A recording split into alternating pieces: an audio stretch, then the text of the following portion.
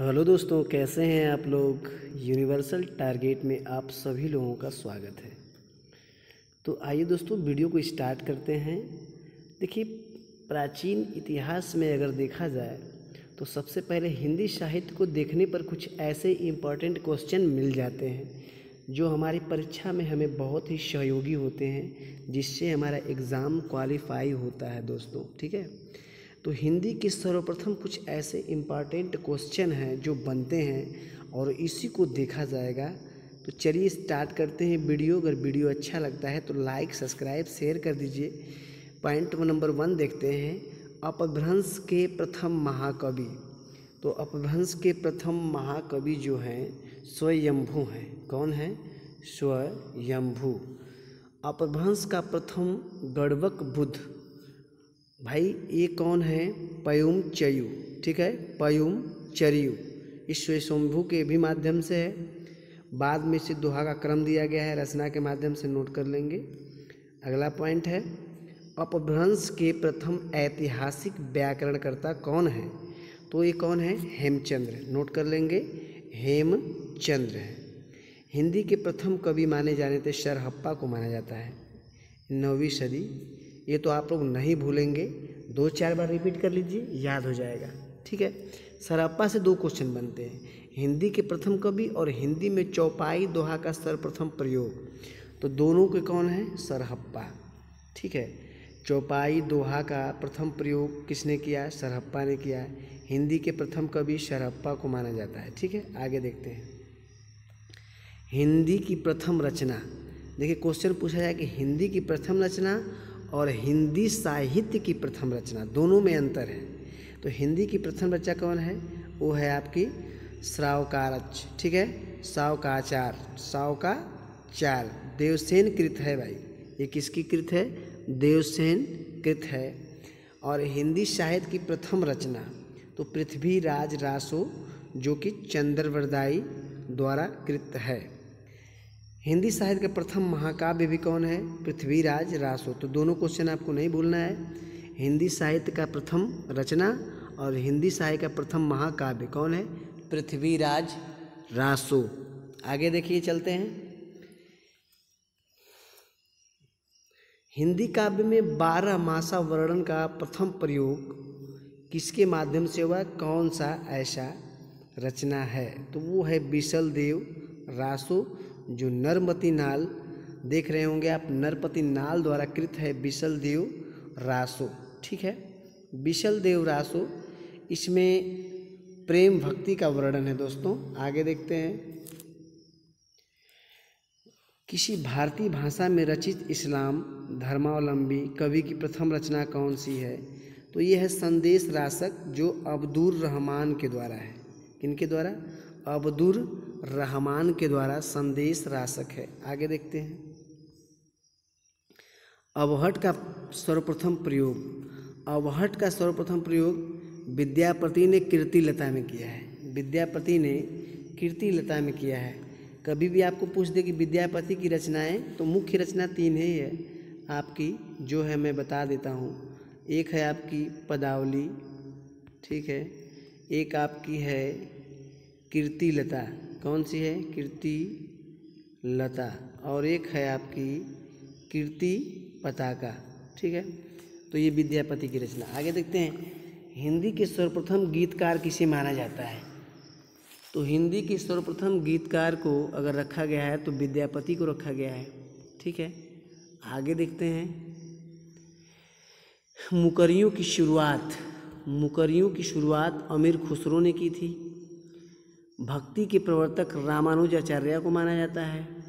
हिंदी के प्रथम सूफी कवि ईसाइत हंसावली, जो इनकी है रचना, इन्हें माना जाता है। सूफी प्रेमाख्यान का प्रथम काव्य कौन सा है? तो ये भी हंसावली, राजस्थानी भाषा में है। आगे देखें, हिंदी का प्रथम बड़ा महाकाव्य, बहुत अच्छा क्वेश्चन आ गया। हिंदी का प्रथम बड़ा महाकाव्य की बात हो रही, तो ये है पद्यावत जायसी द्वारा रचित है। हिंदी का प्रथम वक्रोक्ति कथात्मक महाकाव्य कौन सा है? तो ये भी आपका पद्यावत है। आगे देखते हैं, हिंदी की आदि कवित्री मीराबाई। हिंदी की आधुनिक मीरा महादेवी वर्मा, ऐसे क्वेश्चन पूछता है। कृष्ण भक्ति काव्य का सबसे प्रसिद्ध काव्य, कृष्ण भक्ति में तो ये आपका सूर सागर है, जहाँ कृष्ण की बात आती है, ठीक है, जहाँ कृष्ण की बात आती है वहाँ ऑप्शन आप देखें तो कौन लगाएंगे, आप लगाएंगे सीधे सूरदास को। आगे क्वेश्चन आ गया आपके बीच, राम भक्ति काव्य का सबसे प्रसिद्ध काव्य, राम भक्ति का सबसे प्रसिद्ध काव्य तो आप जानते हैं रामचरितमानस, जो तुलसी द्वारा लिखी हुई है अवधि में। आगे देखते हैं, भक्ति काल को हिंदी काव्य का स्वर्ण युग घोषित करने वाला प्रथम व्यक्ति कौन है? तो भाई जाहिर है जॉर्ज ग्रियर्सन को माना जाता है, जॉर्ज ग्रियर्सन को माना जाता है। फिर उसके बाद युग घोषित करने वाला प्रथम व्यक्ति, युग घोषित सतसई परंपरा का आरंभ, सतसई परंपरा का आरंभ किसने किया है? तो तुलसी सतसई है, जो आप जानते भी होंगे, नहीं जानते हैं तो जान जाइए। तुलसी सतसई कृपा राम की हिमतरंगिणी को माना जाता है, ठीक है। आगे देखते हैं, रीति का सर्वप्रथम ग्रंथ, रीति काव्य का सर्वप्रथम ग्रंथ है हिमतरंगिणी, कृपा राम द्वारा रचित है हिमतरंगिणी। खड़ी बोली में लिखी सर्वप्रथम काव्य रचना, खड़ी बोली में तो ये श्रीधर पाठक का है, आप नोट करें, श्रीधर पाठक द्वारा अनुदित एकांतवासी योगी, ठीक है। फिर आगे देखते हैं, खड़ी बोली के प्रथम स्वच्छंदवादी कवि, स्वच्छंदवाद शब्द का सर्वप्रथम प्रयोग, तो दो क्वेश्चन बन गया। एक तो स्वच्छंदवादी कवि कौन है? तो ये श्रीधर पाठक है, आप नोट कर लीजिए।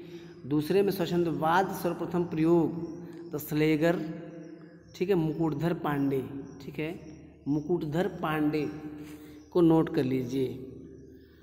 और स्वच्छंदवादी कवि श्रीधर पाठक। आगे देखते हैं, मैथिली शरण गुप्त की खड़ी बोली में रचित प्रथम कविता कौन सी है? आ गया क्वेश्चन आपके बीच, तो ये है सरस्वती। मैथिली शरण गुप्त की 1905 में सरस्वती में प्रकाशित हुई है, ठीक है। हेमंत 1905 में सरस्वती में प्रकाशित हुई है। रचित प्रथम कविता, यहाँ पे क्वेश्चन बन गया फिर से दोस्तों एक बार, खड़ी बोली का प्रथम महाकाव्य, तो प्रथम खड़ी बोली का प्रथम महाकाव्य प्रिय प्रवास, भूलना नहीं है, अयोध्या सिंह हरिऔध जी की है, इनका उपाधि है। आगे देखते हैं, गीति काव्य शब्द का सर्वप्रथम प्रयोग, गीति काव्य शब्द का सर्वप्रथम प्रयोग लोचन प्रसाद पांडे ने कुसुमलता की भूमिका में झरना में 1918 में किया है। झरना में प्रसाद जी ने 1918 में किया है दोस्तों। आगे देखते हैं, छायावाद की प्रथम कृति झरना, ठीक है। शुक्लानुसार छायावाद की प्रथम व प्रतिनिधि कवि पंत। मुक्त छंद का प्रथम प्रयोगकर्ता निराला, जूही की कली में किए हैं। निराला की प्रथम कविता जूही की कली 1916 में।